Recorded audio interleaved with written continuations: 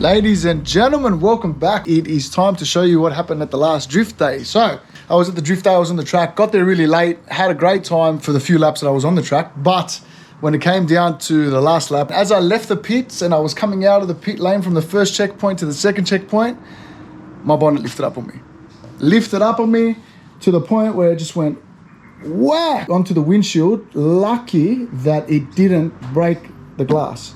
And the reason for that is, if you see my bonnet skirt, how it rises, right? That hit the seal here and also hit my roof. And you can see the indent in my roof. Lucky, otherwise it would have smashed the glass. And if it smashed the glass, drama. I wouldn't have been able to fix it, get another glass in time.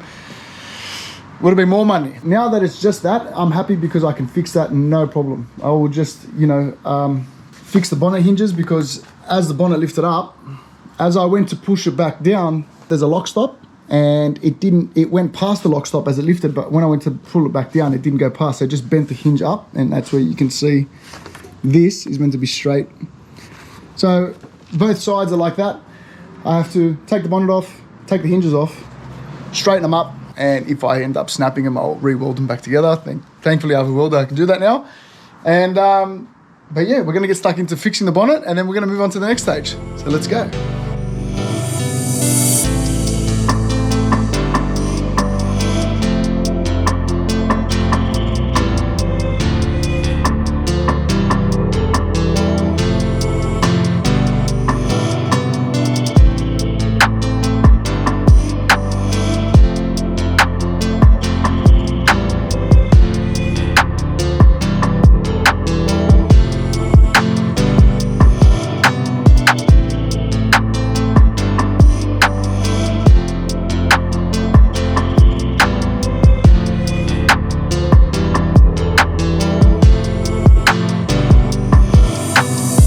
Alright guys, as you saw, I fixed the bonnet hinges. They're done, ready for paint, ready to go back on the bonnet, which is going to go back on the car. But before I do that, there's a crack that I need to fix. So this is the crack here, as you can see.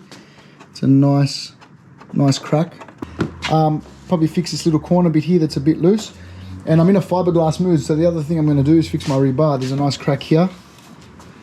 And there's a nice chunk missing from here. So this is when I clipped the wall, and this is the damage from the wall. So I need to fully sort of mold this. Now, how I'm going to do that is a very good question. I still haven't worked it out yet, but what I'm going to try and use to mold it again is some chicken wire. So I'm going to try and use the chicken wire to remold that, and then fiberglass over the top of it. Right, so this is how we're going to do it. It should be fun. I've never done it before, so we're going to attempt it and see how we go. But first and foremost, let's start the bonnet. All right.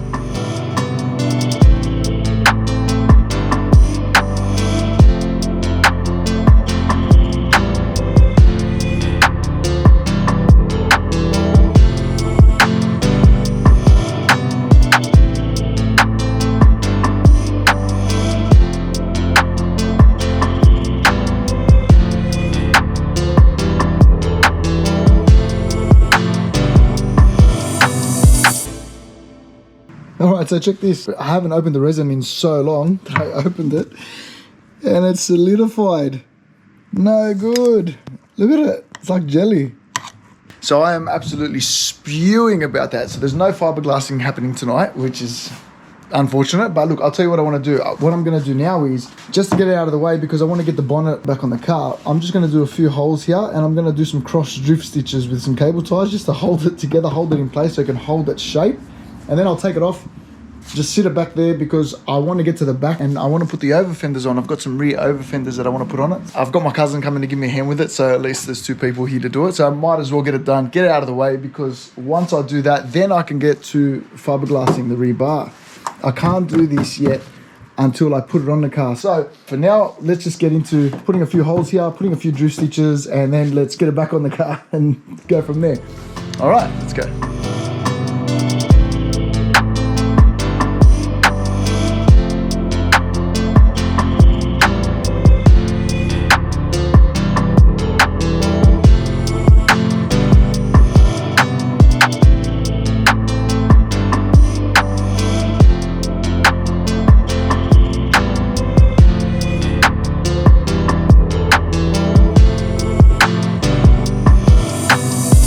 Alright guys, I got my cousin here.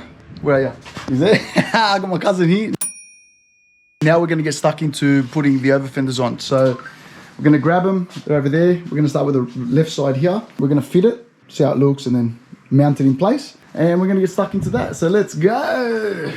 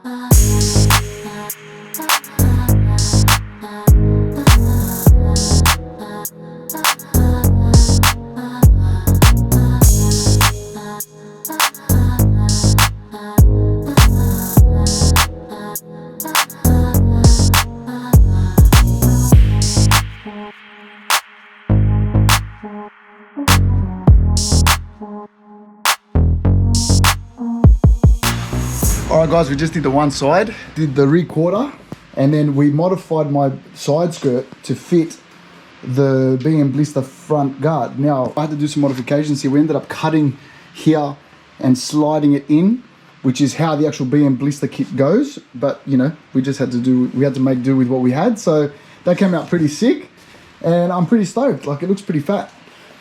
Now, to do the other side. Stay tuned.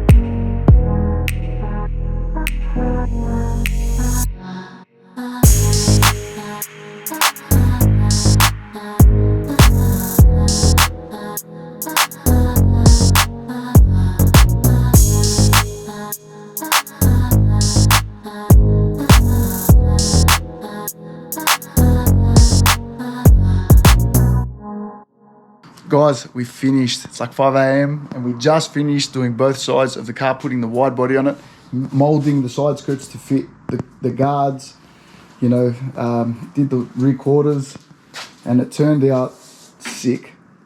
The car is slowly coming back together. I am stoked about that. Next thing we're going to do is the rear bar, but I don't think I'm going to have that ready for the drift day. I want to focus on a bash bar, at least for the rear. But all in all, it came out pretty sick.